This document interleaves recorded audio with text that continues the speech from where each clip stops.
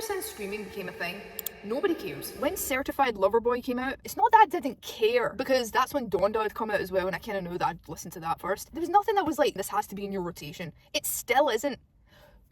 The only song that is in my rotation from that album is Knife Talk. I know you want it all to be about the music, but at this point, every single artist, even the biggest ones like Drake, they need to put in psychological marketing before they release something or during the release, etc., to get some ears perked up, take away the fame, take away the hype. They are just a performer who has been hired or is manufacturing a product to sell. That is their job. Their job is to make something or be a part of making something that will eventually become refined and will be pushed out to the public, just like a product life cycle. There was this one music video thing I was on. They took a whole day, right, which is very, very, very, very normal. And I was thinking, how the hell do you people stay motivated to do this? Because half the shit you're recording is going to get cut out, which is such a common thing that I would think of, especially when I was on professional gigs. That's the essence of it. That is where the value lies. Because things come and go in internet world, it's hard to just stick at it. You're seeing artists out there having to release all the time because people's attention spans are so short, myself included. Whereas back in the day, it would be a physical body of work. Here you are, this is the product, and that was it. You were good for a good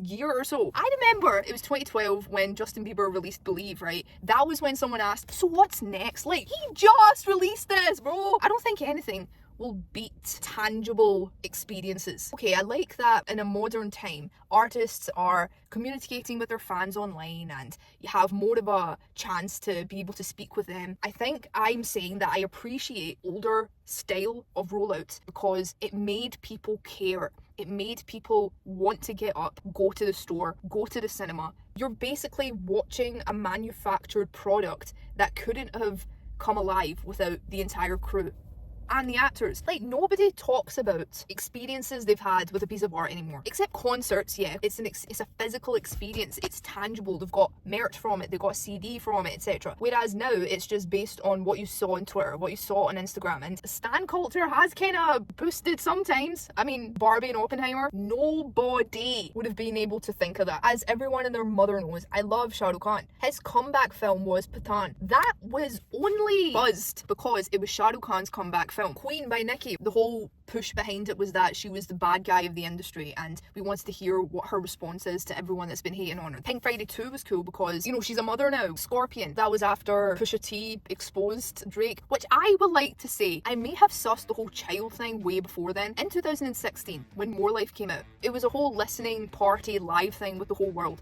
That was a time. And he said, I got a baby on the way. And I was like, oh, at least have a fun rollout, or at least have some kind of push towards it. If the controversial side is not going to happen, then make it fun, you know? That's why Roman Reloaded was such a fun time, as well as Pink Friday, because it was a whole Barbie persona. It was really colourful. It was excitement to what Nicki's next outfit was going to be, because it was super different each time. You never knew what she was going to wear. A lot of our veterans don't need to do it anymore. And that's fine, because they have given us a great experience already. It's just the newer people that you can clearly see are heavily inspired by said artists. The vets have done it already, that maybe do an interview here, perhaps a cosign, maybe. And also, sorry, side note, I'm not a fan of posthumous releases. It feels very exploitative, of course. The world just needs to respect music, films, art. We don't have that respect for it anymore because it's so accessible. We don't pay for an experience anymore. We just can click it here, listen, look at the lyrics, look for something to talk about. It's just the way the world works now. So I feel that artists have to work harder to find ways to try and get people to actually just sit down and hear what they have to say.